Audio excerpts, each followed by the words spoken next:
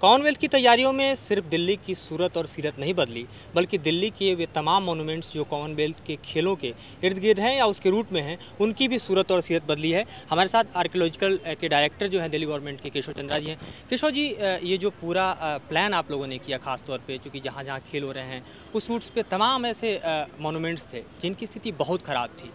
इनको चेंज करने का कैसे प्लान किया गया और अभी स्थिति जो है बदली गई है, उसके पीछे क्या विज़न रहा, इसको ब्रीफ में बताइए। हम लोगों ने सोचा कि 17 मॉन्यूमेंट लिए जाएं फर्स्ट फेज़ में, और इसमें भारत सरकार ने बहुत मदद की है।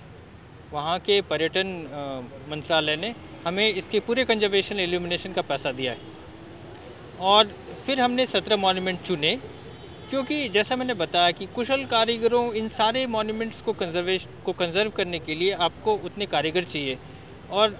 आप बहुत सारे मॉन्यूमेंट एक साथ कंजर्व करना मुश्किल होता है, क्योंकि इतने कारीगर एक साथ मिलने मुश्किल होते हैं। किशोर जी, चूँकि कई ऐसे मॉन्यूमेंट्स हैं जो लोधी पीरियड के हैं, कई ऐसे मॉन्यूमेंट हैं जो तुगलक पीरियड के हैं, तो उस समय जो स्थापत्य की कला थी, खासतौर पे उस समय जो टेक्निक यूज किए जाते थे, अभी जो यूज किए गए हैं, क्या उसमें कोई अंतर आया है या वहीं समान तौर पर ही उसी चीज़ को फिर से जो है जीर्णोद्धार में यूज किया गया है? जो टेक्निक उस समय यूज़ की जाती थी, उस स्थापत्य कला, किसी भी बिल्डिंग को बनाने के लिए, किसी भवन को बनाने के लिए सेम टेक्निक का यूज़ किया गया है। तो हम लोग पुराने जितने भी टेक्निक्स हैं उसी को यूज़ कर रहे हैं, और उसी के थ्रू सारा कंजर्वेशन हो रहा है। एक आखिरी सवाल कि आगे आने वाले दिनों में कितने मॉन्यूमेंट्स और हैं जिसको जो है इस पूरे प्रोसेस के अंतर्गत लाया जाएगा और उनकी भी हालत जो है सुधरेगी, वो भी देखने लायक हो जाएंगे? हम लोगों ने सोचा है कि फ़र्स्ट फेज़ में हम 97 मॉन्यूमेंट्स तो करेंगे ही करेंगे, और उसके बाद आगे 250 मॉन्यूमेंट करने का हमारा पूरा टाइम शेड्यूल बनाया जा चुका है। और 250 मॉन्यूमेंट के बाद